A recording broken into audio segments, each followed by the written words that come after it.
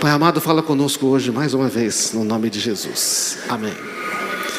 Quero falar com você nessa nossa sequência estamos falando sobre conhecer a Deus como Pai, ser um filho de Deus.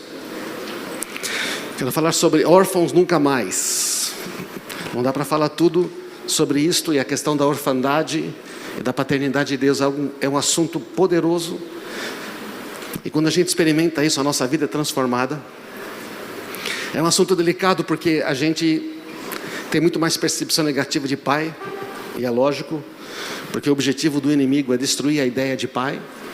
E Jesus, quando vem, ele vem exatamente para restaurar o conhecimento de Deus, revelando a Deus como Pai. Amém?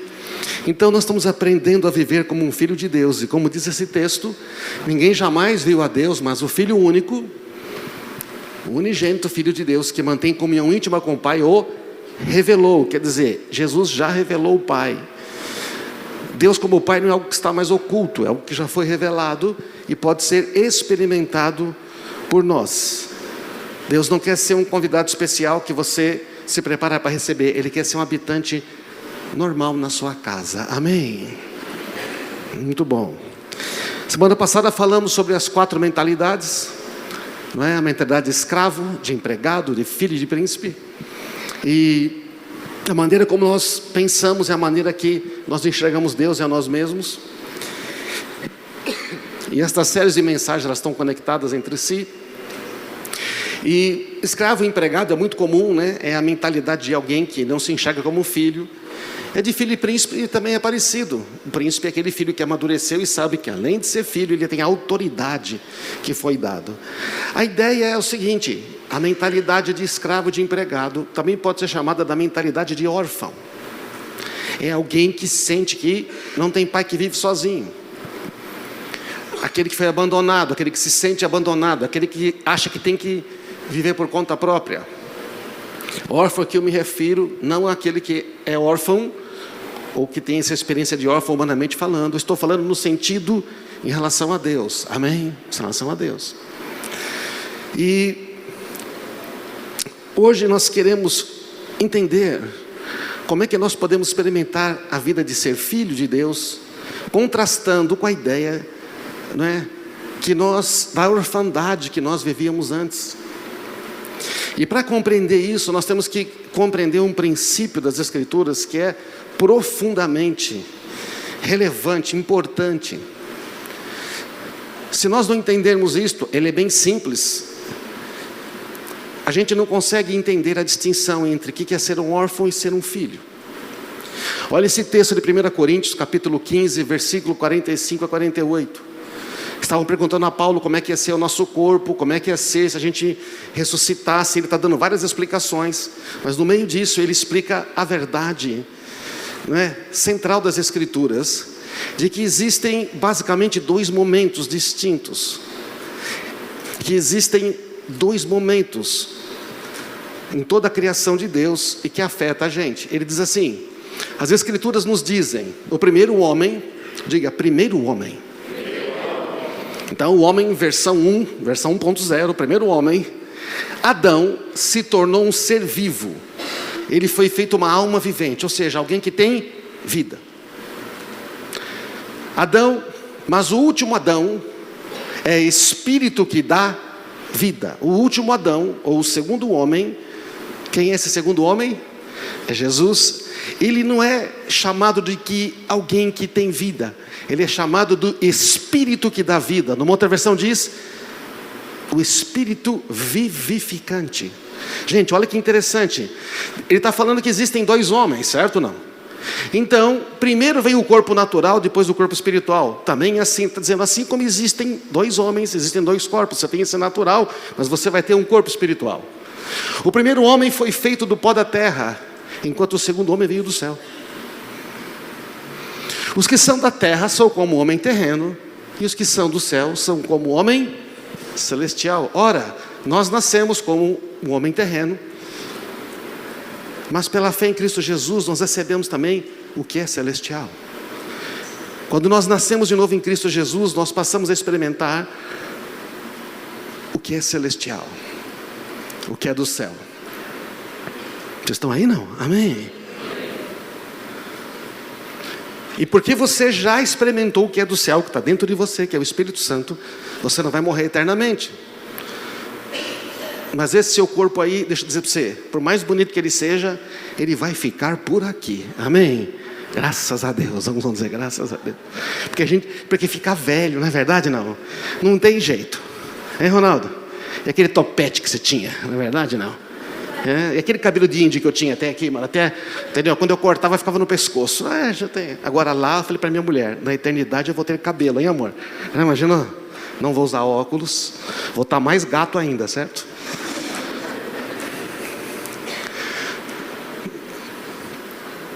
Mas eu quero aproveitar agora, tá? Enquanto estou aqui. Graças, eu vou esperar lá, porque... Então existem dois homens. Porque existem duas alianças. A antiga aliança e a nova aliança. Percebe? São dois homens, porque há dois testamentos. O Antigo Testamento, o Novo Testamento. Dois homens, duas criações. A primeira criação... Nós somos criados à imagem e semelhança de Deus. Este homem cai, peca, perde isto. E nós somos criados de novo em Cristo Jesus. Amém? Nascemos de novo. São duas criações, são duas versões do homem. Vamos chamar aqui de versão 1, versão 2. Já que nós estamos cheios de versões, né? Que versão está o seu celular? Versão 8, versão 7, versão 528. O primeiro homem, Adão, é uma alma vivente, ele tem vida. Mas o segundo homem é um ser diferente, é o Espírito que dá vida. Eu ouvi muito sobre isso, muitos anos atrás, com o pastor Antunes, quando ele falava sobre a nova criação. Esse texto, quando eu aprendi, falei, nossa, é um negócio fascinante. Agora nós temos a imagem de Cristo Jesus. Ele é o segundo homem. Todo aquele que nele crê se torna semelhante a Ele. 1 João 4,17. Assim como Ele é, nós somos neste mundo. A eternidade já começou aqui, amém? A eternidade já está no seu coração, se você crê em Cristo Jesus. Porque você não morrerá mais. É o seu corpo que você vai ganhar um novo depois. Então, também recentemente ouvindo o pastor Denis Silk, ele também fala sobre isso, sobre essas duas versões. Como é que é essa versão do primeiro homem? Ele é criado à imagem e semelhança da Trindade, certo? Não? Façamos o homem segundo a nossa imagem, conforme a nossa semelhança. Está no plural porque Deus está fazendo o homem à sua imagem. Quando Ele faz os animais, Ele faz da sua mente, da sua criatividade. Mas quando Ele faz o homem, Ele não imagina, Ele olha para Ele mesmo. Ele quer alguém semelhante a Ele. Você é o top máximo da criação de Deus. Tinha comunhão íntima com Deus, e só tinha uma regra naquele lugar, lembra? Só tinha uma regra. Se você comer daquele lá, você morre, filho. Por quê? Porque quando você comer, você vai conhecer o bem e o mal. Só que isso vai matar você. Bom, tinha uma regra, e essa regra lembrava o quê? Que havia um governante, havia um rei. Agora, essa regra não foi colocada para restringir. Não é porque Deus não gosta do homem, não. Se Ele quebrasse essa regra, Ele quebraria a aliança. Mas esta regra mantinha uma coisa em foco. Olha, a única maneira de nós permanecermos unidos é se você não quebrar esse princípio. Então era só love lá, na verdade não, no Jardim do Éden, tá certo não? E eles estavam nus e não se envergonhavam. E eles viviam ali, conheciam o amor de Deus, a bondade de Deus. E esta regra era para estabelecer o relacionamento com Deus Pai, para manter a liberdade de escolha, para manter a aliança. Porque se o homem não pudesse fazer a escolha, ele seria semelhante a Deus? Não. O Senhor falou, só tem um jeito. Se você não quiser viver comigo, é possível. Mas eu não quero que você não viva comigo. Eu escolhi. Você percebe? Deus não obriga o homem a amá-lo. Ele quer que o homem que Ele criou escolha amar a Ele. Porque Deus escolheu nos amar. Fala para a pessoa do seu lado aí, respeitosamente. Deus escolheu amar você. Apesar de tudo, Ele escolheu amar você. Ele escolheu amar a mim, amém? Foi uma escolha de Deus. Aí Deus não obriga o homem a amá-lo. Tanto que dá uma escolha, só que se fizer isso, aí nós vamos ficar separados. Você vai morrer, eu não quero que você morra. Então, uma simples regra. Eu ia trazer uma foto, esqueci. Imagina uma foto de um botão vermelho bem grande, escrito assim: não aperte. Você passa e vê aquele botão todo dia. Não dá uma vontade de apertar para ver o que acontece? Nós somos assim, não é? Se você falar para uma criança, não mexe aqui, ela nunca ia mexer. Aliás, ela não tinha nem notado. A partir do momento que você fala para não mexer, o que ela fica? Poxa, mas por que eu não pode mexer? O que ela vai fazer? Ela vai mexer. Não risca nessa parede. Como assim riscar? Existe a possibilidade de riscar? Eu não sabia que existia. Bom, estamos brincando aqui, mas o que acontece? Bom, acontece que estava tudo bem.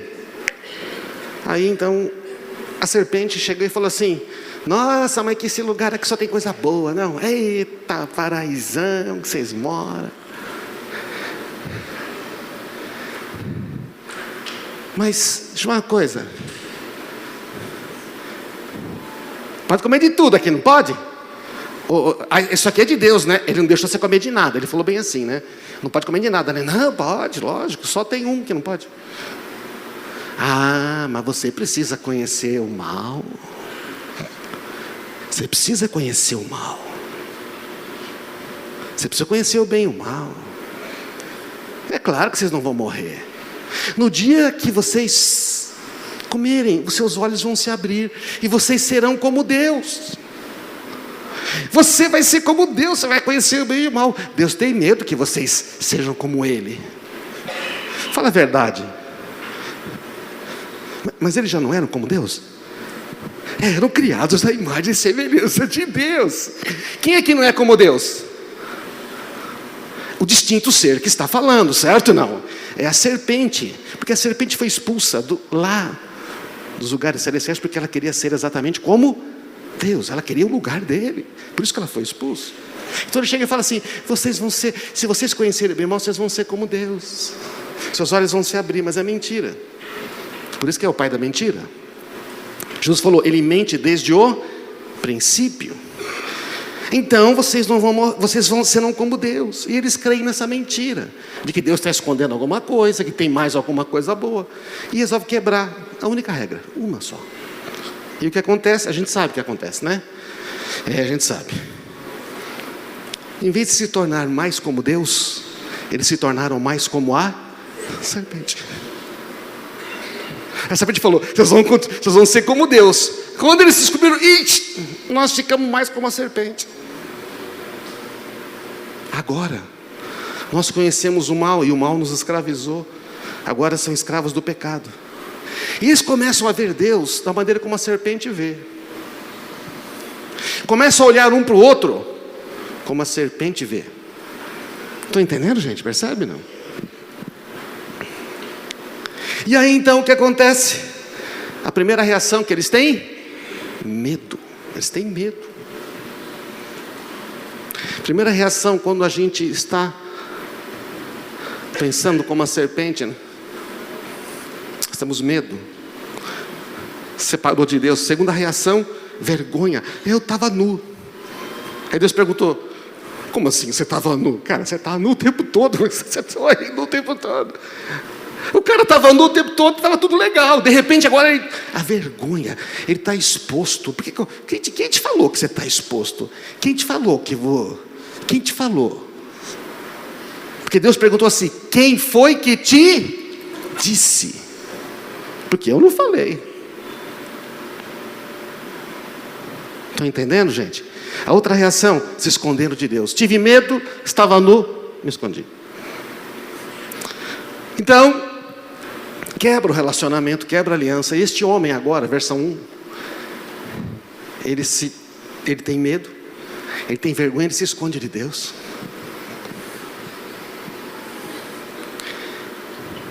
É porque ele creu numa mentira, de que ele precisava ter mais alguma coisa do que ele já tinha. A partir de agora, este homem, esse primeiro homem, do qual nós descendemos, a versão 1, vive para satisfazer os próprios desejos, vive para fazer suas próprias regras e ser o seu próprio Deus. Estão percebendo, gente? Está vendo esse mundo que você vive? Pega o Facebook, pega as notícias. Você vê este homem, esta humanidade, com medo, cheio de traumas e vergonhas, vivendo para satisfazer os próprios desejos, fazendo suas próprias regras. Eu vivo do meu jeito, eu que mando na minha vida, querendo ser o seu próprio Deus. E aí essa desgraça toda que a gente vê. Ninguém se importa, é só corrupção, é o mal que persevera.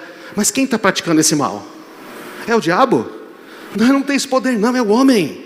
É o homem que agora quer ser o próprio Deus, quer dirigir a sua vida como ele acha melhor. Afinal eu sou livre. E a gente aprendeu semana passada que a mentalidade de escravo começa com essa ideia: eu sou livre e posso fazer o que eu quero. É assim que o escravo pensa.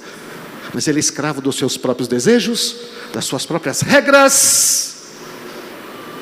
Pode ir até na igreja, frequentar culto, mas vive para si mesmo. Este é o homem, versão 1.0. Este é o homem que perdeu esta imagem e semelhança. E sabe, a religião, a desobediência de Adão não mudou a natureza de Deus, certo, irmãos?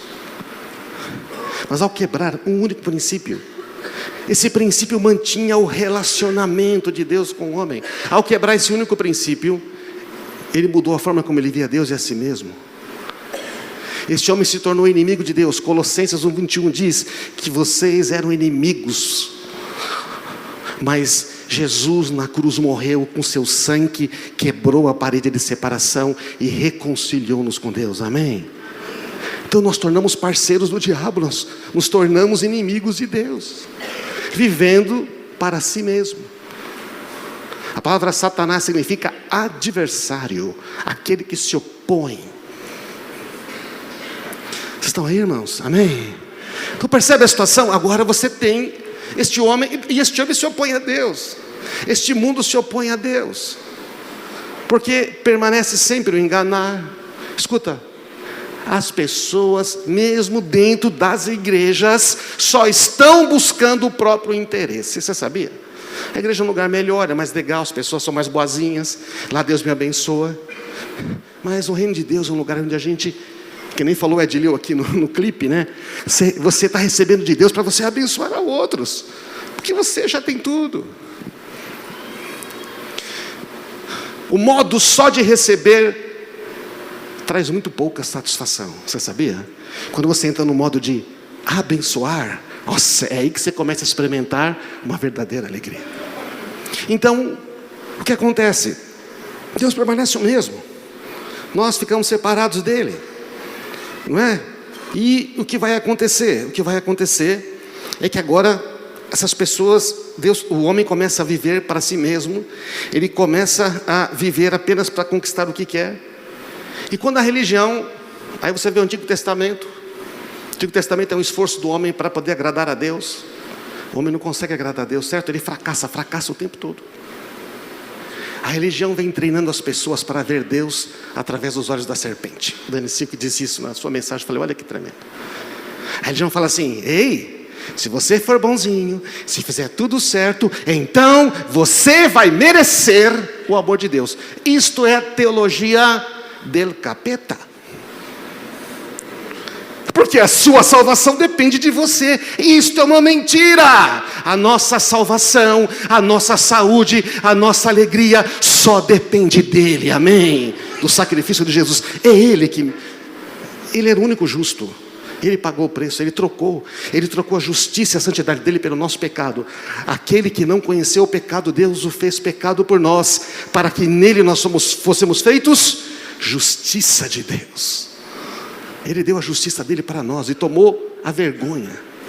Ele levou sobre si os nossos pecados, a nossa vergonha. Ei, olha aqui para mim. E isto que eu estou dizendo para você é a verdade. Mas há uma voz na sua mente dizendo: para de ouvir esse cara. Preste mais atenção. Se você ouvir uma voz, para de ouvir, preste mais atenção agora. Porque eu vim dizer para você que você não precisa mais viver enganado. Você é filha de Deus, você é filho de Deus. E há uma herança para você que talvez você não experimentou ainda, porque simplesmente você está ouvindo besteira. A religião vem sempre dizendo, a religião, ela aceita a graça de Jesus, mas ela mistura a graça com a lei. Ela é uma misturada nas coisas. Mas não tem mistura. A nova aliança tornou a outra aliança obsoleta, porque a nova é superior. Ela cumpre a primeira e é muito superior. Então, lá no Antigo Testamento, Deus fala em Jeremias, está chegando o dia. Já chegou, tá, gente? Lá, quando Jeremias escreveu, estava chegando, mas já chegou. Está chegando o dia que eu vou fazer uma nova aliança com o povo de Israel e de Judá. Não será como a aliança que fiz com os seus pais quando tirei da terra do Egito, lá no deserto. Embora eu os amasse como marido ou uma esposa, eles quebraram a aliança. Você percebe? Assim como Adão quebra a aliança, Israel quebra a aliança com Deus, se separa de Deus. Deus faz tudo, tira do Egito, traz para a terra, e eles abandonam a Deus. Jeremias está naquele momento pior, que a nação está indo para o cativeiro, que destruíram tudo, acabou tudo, acabou a nação. E Jeremias escreve, mas vai acontecer uma coisa, eu vou fazer uma nova aliança. Diga, nova aliança. Eu vou criar um novo homem, eu vou fazer uma nova criação, amém? Vocês percebem a ideia? E esta é a aliança que eu vou fazer. Porei as minhas leis na sua mente e vou escrever no seu coração. Serei o seu Deus, eles serão o meu povo. Como é que Deus coloca a lei dele, os mandamentos, a mensagem na mente e no coração? Colocando o Espírito Santo dentro de nós, amém? Mas o Espírito Santo só pode habitar em nós quando nós cremos em Jesus. Ele tinha que morrer e ressuscitar. Não será necessário ensinar os seus vizinhos e parentes dizendo, você precisa conhecer o Senhor, você precisa conhecer a Deus, isso é religião, você precisa conhecer a Deus, fazer tudo certinho. Não, quando você conhecer a Deus, você vai ouvir a voz de Deus, amém? Porque Ele é o seu Pai e Ele vai instruir você. O Espírito Santo instrui a cada um. Uma vez eu estava tão preocupado, como é que eu vou ensinar para as pessoas, como é que eu vou fazer elas entenderem? E Deus falou, você não vai, nunca você vai conseguir. Eu falei, é verdade, eu nunca vou conseguir. O Senhor falou, eu é que ensino. A partir do momento que eles têm meu Espírito, Ele começa a ensinar. Você não sente que tem algo mais na sua vida? Sente ou não sente? Você sabe. E se você deixasse ir em frente? Estou te falando as palavras dele, não as minhas, tá? Não estou aqui para falar a minha palavra. Posso dar uma opinião minha, posso contar uma experiência. Mas isso que eu estou falando com você é a palavra de Deus. Todos me conhecerão, desde os mais humildes até o mais importante. Eu perdoarei a sua maldade e nunca mais me lembrarei dos seus pecados. Deus está falando, eu vou fazer uma coisa nova. E Ele já fez. Se alguém está em Cristo, é nova criação. As coisas velhas se passaram, eis que tudo se fez novo. Aí o que acontece aqui? Vem Jesus, o segundo homem, 2.0, versão 2. Quando Jesus vem, olha o que João fala. Pois a lei foi dada por meio de Moisés, mas a graça e a verdade vieram por meio de Jesus. Ninguém jamais viu a Deus, mas Jesus, que conhece lá o Pai intimamente, revelou Ele. Jesus está falando, eu vim mostrar para vocês quem é. Porque cremos que Ele morreu por todos, também cremos que todos morreram. Percebe? Nova aliança. Ele morreu por todos. Dá para ler junto? E Ele morreu por todos, para que os que recebem sua nova vida não vivam mais para si mesmos, mas para Cristo, que morreu e ressuscitou por eles. Aquele homem que vivia para si mesmo, morreu lá na cruz, amém? Esta é a verdade. Portanto, não avaliamos mais ninguém do ponto de vista humano. O que ele está dizendo? A gente não olha mais como uma serpente. Agora que nós somos transformados, nós podemos enxergar as pessoas como Deus as vê. Já imaginou se você começasse a ver as pessoas como Deus vê? Já pensou se você começasse a enxergar você como Deus vê? Não avaliamos mais ninguém do ponto de vista humano. Em outros tempos pensávamos em Cristo apenas do ponto de vista humano, religioso. Mas agora conhecemos bem diferente. Logo, deu para entender o contexto? Agora que aparece, todo aquele que está em Cristo se tornou nova criação. A velha vida acabou. Diga isso. A velha vida acabou. Esta é a verdade. Uma nova vida teve início. Não é que essa versão 2.0 não é um mero upgrade. Na verdade, né? Sabe aqueles carros que não fizeram upgrade? Fizeram. O que fizeram? Trocaram os pneus, trocaram o motor, trocaram a lataria, trocaram a pintura, trocaram o painel, trocaram os instrumentos, trocaram o nome. Na verdade é outro carro, está entendendo? É outra coisa. Também tem marcha, tem 4 rodas, anda, só que é diferente. Gente, Deus criou de novo. Em Cristo Jesus, nós fomos regenerados, gerados de novo pela palavra da verdade. Quando você experimenta isto, algo começa a acontecer. Mas não é de fora para dentro. Ei, presta atenção. A religião te molda de fora para dentro. Você corta o cabelo assim, você faz isso, não faz aquilo, faz plim, ganha uma estrelinha. Você foi aceito. Não. É de dentro para fora. Começa a transformar os pensamentos. Amém? Começa a transformar os sentimentos. Aí transforma o comportamento. Como é que o homem versão 2.0, o novo homem, funciona? Lembra no Antigo Testamento? Olho por olho, dente por dente. Aí uma mulher é pega em adultério. Lembra do texto? João 8, 4 a 11? Uma mulher em pega em adultério é trazida aos pés de Jesus. Foi pega em adultério, flagrante. Se ela foi pega em adultério flagrante, quantas pessoas tinham? Dá para adulterar uma pessoa só, não? Dá não? Não. Mas por que não trouxeram o homem?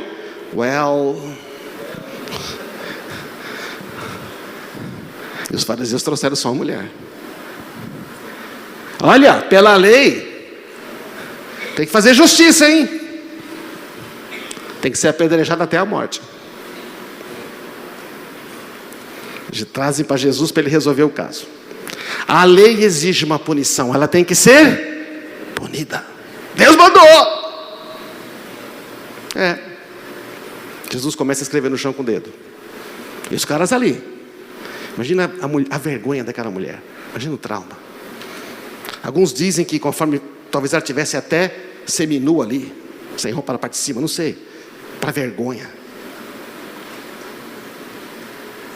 Jesus então fala uma coisa interessante. Tá bom, vamos apedrejar. Pega as pedras, gente, pega as pedras aí, tá, pronto. Quem não tem pecado, atira a primeira. Baixou e continuou escrevendo na areia.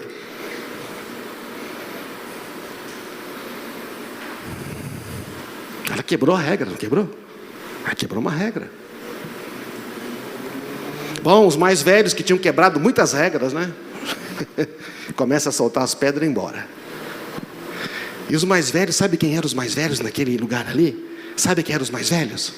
Os mais velhos eram os fariseus, aqueles barbão que tinham trazido aquela mulher. Então aqueles fariseuzão, os mais ranhetão, foram os primeiros a largar a pedra. Está entendendo, não? E os outros foram. Aí Jesus olha para ele e fala: e aí, ninguém te condenou? Gente, qual era a única pessoa desse grupo que podia condenar e punir a mulher? Jesus, porque ele não tem pecado. Ele não tem. Mas Jesus, quem vê a mim, vê o Pai. E o que Jesus faz? Filha, também não te condeno. E ele falou: vai, não faça mais isso. Ah, se fosse eu. Deixa eu explicar uma coisa, filha. Você sabe o que você estava fazendo? Você não entende? Peraí, não faz isso com a sua vida. A gente ia dar um sermãozão nela, eu não ia? Dizia um monte de coisa. Será que ela não sabia, não? O que Jesus falou para ela? Eu não estou aqui para condenar você. Eu não estou aqui para punir você. Eu sou o Espírito vivificante. Eu sou um outro tipo de homem. Eu estou aqui para dar vida e não para tirar vida. Vá e não faça mais isto. Porque você sabe o que acontece. Sabe? A religião coloca as regras acima dos relacionamentos. Mas Deus só criou as regras para sustentar os relacionamentos. Por que Ele falou não adulterarás? Porque o adultério destrói o relacionamento do casamento. E Deus é um Deus de relacionamento, de aliança, de intimidade. As regras são para proteger os relacionamentos, mas a religião põe as regras acima dos relacionamentos e usa as regras para destruir os relacionamentos. Por isso na igreja, quando o irmão peca, todo mundo fica assim, E agora quero ver o que o pastor vai fazer. Vai fazer nada o pastor? Tem que punir, não é assim que pensa? O pastor não pune, ele é criticado. E o que já me criticaram aqui? O que você vai fazer com a pessoa? Eu falei, não vou fazer nada. Por quê? Se arrependeu, perdoou. Deus perdoou, não vou perdoar?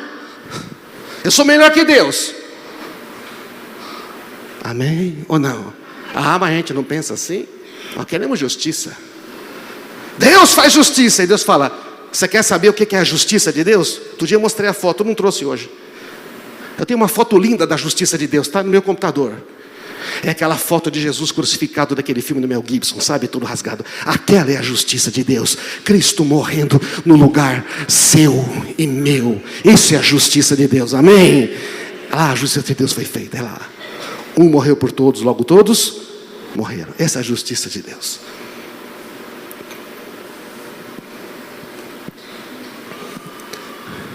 Quantas vezes nós colocamos as regras acima do relacionamento? Com os filhos.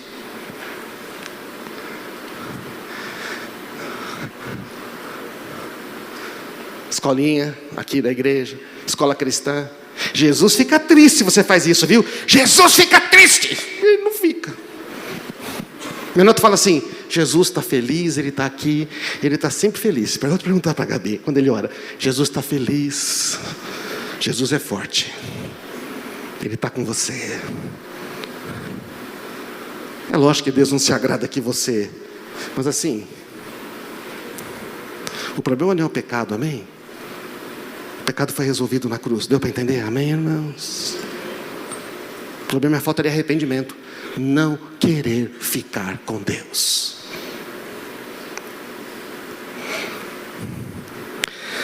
E o filho rebelde, Lucas 15. A gente vai usar Lucas 15 nesses textos muitas vezes. Você sabe que é a parábola do filho pródigo. Na verdade, devia ser a parábola do pai, né? Sabe o que esse filho falou para o pai? O que ele falou? Pai, me dá a minha herança, não é isso? Mas sabe o que ele estava dizendo na prática? Ô pai, eu queria que você tivesse morto para receber a minha herança. Que basicamente é isso, né? Para ele receber a herança, o pai tinha que morrer. Ô pai, tudo bom? Cara, eu queria que você tivesse morto, pai. Por quê? Aí ia herdar aquela grana, né? Se o seu filho falasse para você que queria ver você morto para poder receber a metade dele, que eram 2 irmãos, o que você ia falar para o seu filho? Moleque, deixa eu dar uma piaba no você. É verdade, não? Sabe o que esse pai faz? Quem é esse pai? Que esse pai, figura desse pai é Deus. O pai dá. O pai dá a herança para o filho. Gente, eu não daria. Mas esse pai deu. E esse filho sabe o que ele fez com a herança? Sabe ou não sabe?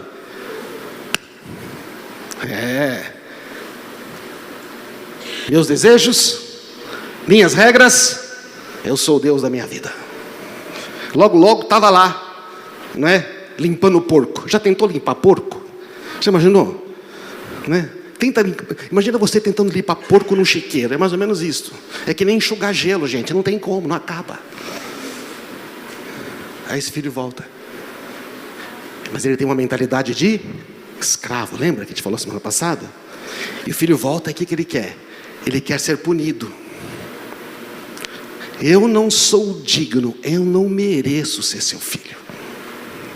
É assim que a gente pensa, né? A gente pensa que quando faz alguma coisa errada, a gente não merece o amor de Deus. Quando a gente faz alguma coisa, a gente acha que Deus bom, eu fiz uma coisa errada, agora tem que acontecer uma coisa ruim na minha vida para compensar isso. Aqui se faz, não é assim? Acha esse versículo para mim na Bíblia, por favor, que eu estava caçando outro dia, não achei esse negócio aí. Minha mãe falava muito isso. O que o homem plantar, isso também se fará. Faz o que se paga. Existe aí um pequeno problema. Não é bem assim. O que significa? Significa que esse filho voltou. Amém. Ele podia não ter voltado, não podia? Estava lá dando banho em porco. Mas ele volta e fala: não mereço ser seu filho, quero ser seu empregado. Agora imagine esse filho voltando para casa. Normalmente, sendo esse cara um fazendeiro, terras, ainda mais naquela época, ele sendo um senhor daquele negócio, quando esse filho chegasse lá, qual é a primeira pessoa que ele ia encontrar? O porteiro, não é isso não? Um jardineiro, não sei. O cara que estava passeando com o cachorro, alguém que estava cuidando das vacas, não sei. Quem é a primeira pessoa que o filho encontra quando está chegando, gente? O pai. Por quê? Porque o pai estava esperando o filho voltar. E quando ele de longe viu que era o filho, pelo jeito de andar, pela maneira de falar: aquele é meu filho. O pai é que sai correndo, um senhor idoso sai correndo para abraçar o filho. Porque o pai não queria que ninguém recebesse ele em primeiro lugar, a não ser ele, o pai. É o pai que recebe o filho primeiro. Já pensou se fosse o irmão mais velho? Não, é o pai que recebe. E ele vai: pai, eu preciso merecer ser punido. Ele disse: não, você é meu filho. Bota anel no dedo, põe sandália, troca de roupa, tira o perfume de porco. Vamos fazer churrasco. Baby beef. Meu filho estava perdido e voltou. O pai é o primeiro a encontrar o filho. Arrependimento. O filho se arrependeu e voltou. O que é que aconteceu? Reconciliação. O nosso Deus é o Deus da reconciliação. Deus estava em Cristo reconciliando consigo o mundo. Vamos repetir: Deus estava em Cristo reconciliando consigo o mundo. É o que diz o texto. Ele é o Deus da reconciliação. E ele não somente reconciliou aquele filho, ele restaurou aquele filho, deu toda a herança de volta, deu a dignidade de volta, deu o nome de volta, deu o lugar de honra. Aquele filho desonrou o pai, aquele filho quis que o pai morresse para receber, desonrou, envergonhou, e o pai sai correndo e dá ele a dignidade de novo. Amém? Jesus está revelando quem para nós, irmãos? O Pai. Quem é Deus? Ele não é esse cara querendo punir você, acabar com a sua vida. O filho mais velho, o que ele quer? O filho mais velho volta e chega assim: que essa festa aí, que negócio é esse? O seu irmão voltou, seu pai mandou fazer o baby beef daquele novilho lá e tal. Não, possível. Quantas vezes nós vemos uma pessoa quebrada voltar? Quantas vezes você não quis que Deus punisse o mal, né? Ai, Senhor, aquele meu patrão, faz um raio cair na cabeça dele, bem ali no meio de todo mundo, para ele ver que Deus. É verdade, não é? Senhor, eu sei que Deus é um Deus bom, só mostra para aquela pessoa. E Deus não está no negócio da vingança, entende? Deus não está lá no serviço de descarregar sua raiva em cima de uma outra pessoa.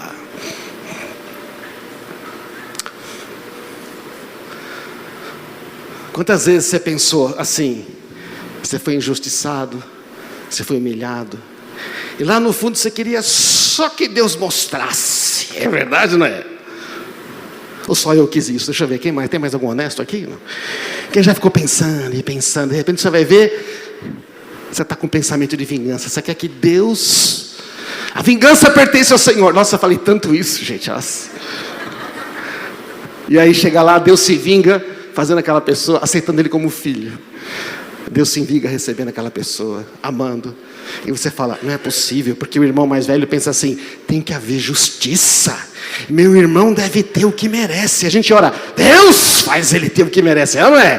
Faz o que ela merece. Aí o irmão volta e o pessoal olha assim e fala, quero saber o que o pastor vai fazer. O que o líder de cela vai fazer. Ah, como assim voltou?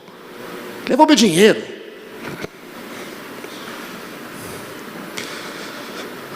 E nós nunca decepcionamos a Deus, não? Nós nunca pisamos na bola, não? É a gente com a pedra na mão, é ou não é? Aí Deus fala, então filho, como é que você quer que eu te trate? Porque se eu tiver que dar ao seu irmão o que ele merece, eu vou ter que dar para você também o que você merece. Combinado? Larga a pedra rapidinho, é ou não é? É. Então essas regras protegem os relacionamentos. Este é o órfão. Esse é o filho. Esses dois filhos não conhecem o pai. É a mentalidade de um órfão. De alguém que foi abandonado, largado. Não consegue entender o que é ter irmão, o que é ter pai, o que é ter mãe. Irmãos, olha aqui, a humanidade toda sofre dessa questão da orfandade. Por melhores que os nossos pais tenham sido, presta atenção, por melhores que os nossos pais tenham sido, eles não conseguem ser para nós a imagem do Deus Pai. Amém? Nós somos criados para ter um relacionamento com Deus Pai. O órfão tem uma mentalidade de escravo.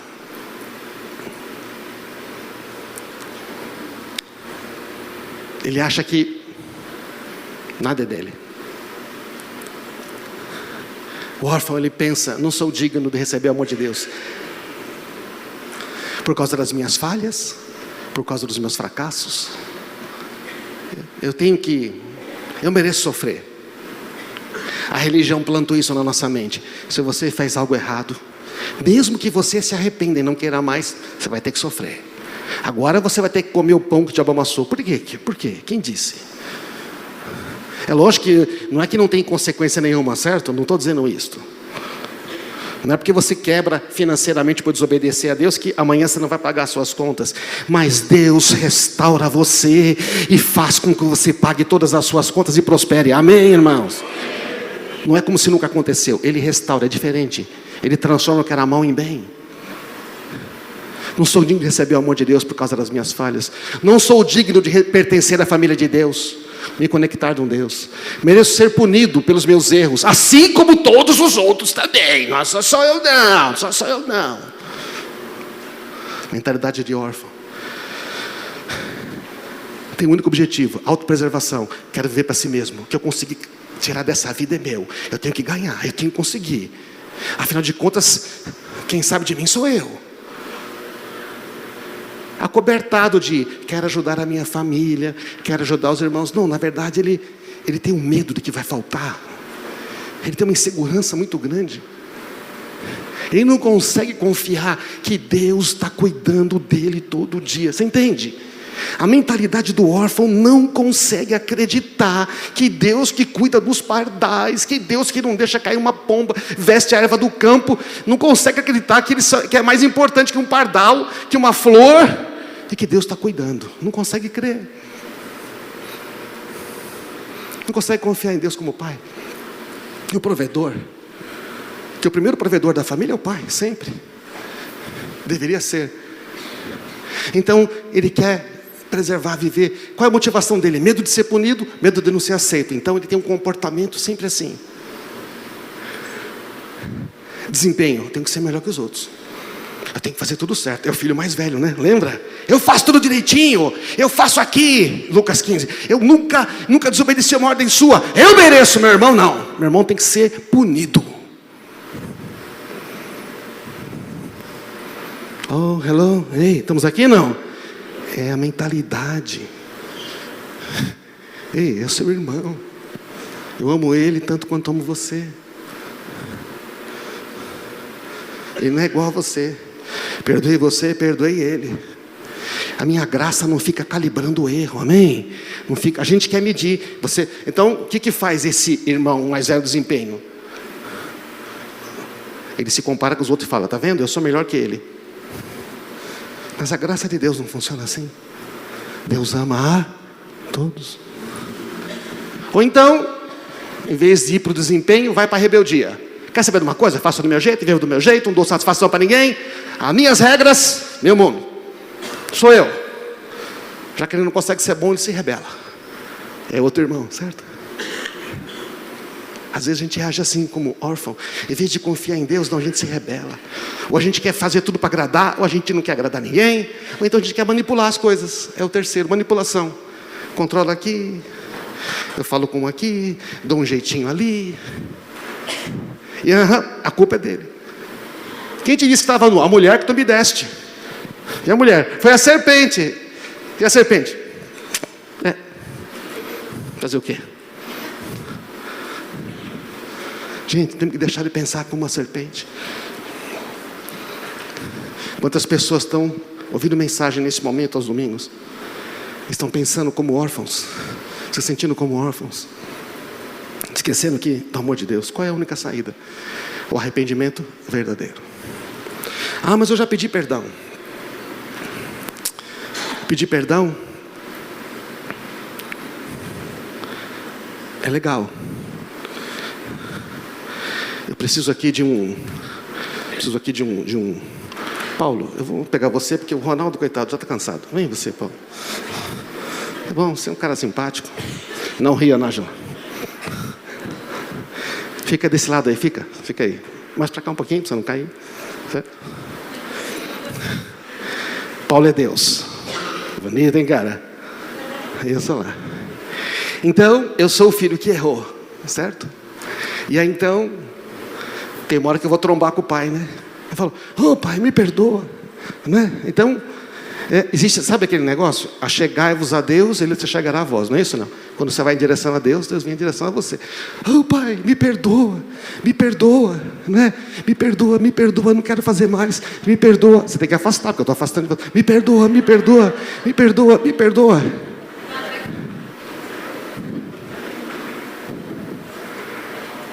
Aí Deus sai um pouco de vista.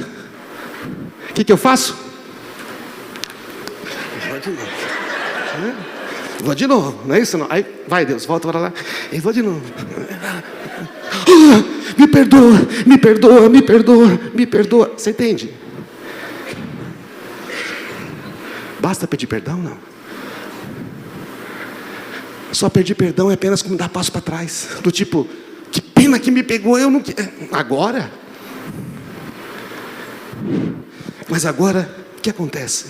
O que é o arrependimento? Não é? O que é o arrependimento? O arrependimento é assim. Fica do outro lado agora, Deus. Pode subir a banda aqui. Agora eu estou indo no meu caminho, tudo de repente eu falo,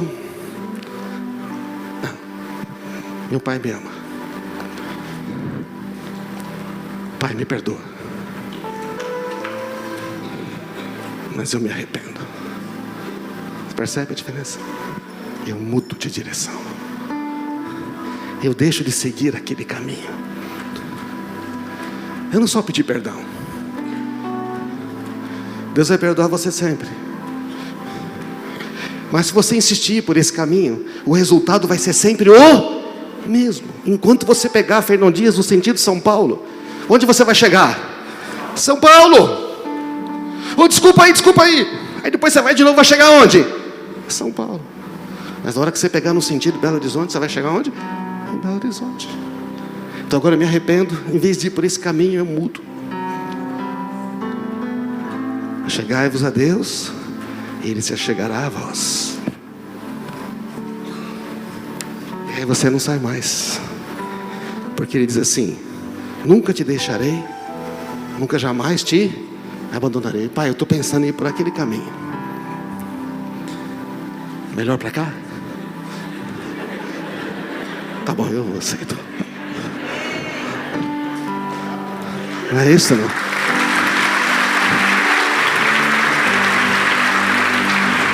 Vamos ficar de pé, irmãos. Novo governo, novo reino, novo rei. O arrependimento é: eu quero viver de uma outra maneira. Eu quero viver como filho. Eu não quero viver pedindo perdão pelas mesmas coisas. Deus vai perdoar. Mas é mudar os caminhos. Deixa esse caminho. O salário do pecado é a morte. Não mudou. Mas Deus está dizendo: você não precisa ir por aí não. Eu tenho um caminho melhor para você. Deus não mudou as regras dele, percebe? Ela protege o relacionamento. Ele te deu a capacidade de obedecer. Arrependimento, reconciliação, restauração. Quando a gente se arrepende de verdade. Quando a gente se arrepende de verdade, Deus reconcilia a gente com Ele. Ele mesmo faz. Ele perdoa os pecados, purifica a consciência. E Ele restaura. Ele faz você ter o que tinha e muito mais. Ele põe você de volta no caminho. Nós não somos mais órfãos, gente. Nós temos um Pai que nos ama, amém? Ele nos deu o seu Espírito Santo. Seu Espírito Santo vive em nós. Se nós nascemos de novo, se nós entregamos a vida para Ele, Ele está aí. Agora Ele quer nos encher. Ele não quer só estar aí. Ele quer encher a sua vida. O Espírito Santo é chamado de o Consolador, o guia, aquele que nos guia pelo caminho, advogado, que está ao lado para ajudar. Ele que nos ensina, nos faz viver uma vida diferente. Coloca a mão no seu coração e pensa aí: Senhor, será que eu tenho vivido como órfão? Tenho vivido cada dia sozinho? Eu tenho esses comportamentos estranhos? Vivo pensando no meu desempenho? Vivo me rebelando? Ou então vivo tentando manipular as coisas? Se for, peça perdão. Fala: Pai, me arrependo disto. Eu quero viver como teu filho. Se você não consegue crer que Deus está cuidando de você a cada dia, a sua fé é aquela fé que não seria, é a fé, sei lá, do papel de bala.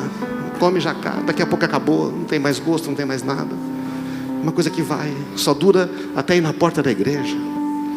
Não é aquela fé que permanece no meio das circunstâncias. Não é aquela fé que está olhando dizendo: ainda que. Não é aquela que sabe que Deus está no meio da tempestade. Porque às vezes o Senhor vai guiar você, no meio tem tempestade, mas Ele fala: tudo bem, filho, eu estou com você. Como falou o Edson aqui no começo: o barco não vai virar, eu estou aqui. A tempestade não vai vencer. Nós precisamos pensar bem: Pai, não quero viver mais como órfão, não quero viver na ansiedade. É o Senhor que cuida de mim. Isso traz cura para a alma. Tem algumas almas que precisam ser curadas hoje, e Deus vai curar você, amém? Tirar esse sentimento de órfão, de que ninguém está cuidando. Ele está cuidando. Se você se sente injustiçado de maneira que você quer ver Deus vingar você, causar o mal para alguém, deixa disso, entrega isso nas mãos de Deus. Só Ele sabe fazer justiça, e a justiça dele é salvar a todos. E fica tranquilo que Deus não permite que o cetro dos ímpios permaneça sobre a sorte dos justos. Não, Ele não permite. Ele não dá uma tribulação que a gente não possa suportar. Ele transforma tudo para o nosso bem. Mas enquanto a gente tem ódio, vingança, a gente quer aquele irmão mais velho, que Deus deu que o outro mereça, a gente está querendo governar pelas nossas leis. E aí nós somos como o primeiro homem, que quer fazer as próprias leis, quer determinar a própria justiça. Deixa Deus fazer a justiça dele. Você foi libertado para uma nova vida. Você tem uma nova vida. Você vê a Deus de outra maneira agora. Você não é mais órfão, você é filha, você é filho. Você é importante para Ele. Deixa Ele cuidar de você. Coloca a mão no coração e fala: Pai, hoje eu quero me abandonar nos teus braços. Eu quero deixar o Senhor cuidar da minha vida. Eu não quero tentar viver como filho, me sentindo no fundo lá como um órfão, desesperado, que não sabe o que vai acontecer amanhã. Eu quero viver na segurança do teu amor. Diga isso para ele. Quero viver na segurança do teu amor. Eu quero descansar nos teus braços. Eu quero esperar o melhor, porque o Senhor tem, os teus pensamentos são pensamentos de bem. Eu quero crer de verdade. Eu quero descansar nos teus braços, descansar em ti. Eu lanço toda ansiedade, eu lanço fora medo. Vai dizendo isso. Eu lanço fora ansiedade, medo, essas ideias erradas. Eu não quero medo, vergonha. Se esconder de Deus são coisas da serpente. É tentar ver Deus como a serpente, o homem caído, o primeiro homem. Agora não, Cristo morreu por mim, ressuscitou. Eu recebi uma nova vida. Eu posso ver a Deus agora de novos olhos. Não conheço mais a Deus como antes. Ele é meu Pai de amor, eu quero experimentar isso. Diz isso para Ele. Vá falando do fundo do seu coração. Você é algo que só Deus pode fazer em você. É Ele que vai atrás, lembra? É o Pai que saiu correndo. É o Pai que encontra o Filho primeiro. É o Pai hoje encontrando você, abraçando você, dizendo: tudo bem, não vá mais por esse caminho. Eu cuido de você. Você não precisa mais ir por caminhos que vão destruir você, que vão machucar você. Eu vou cuidar de você.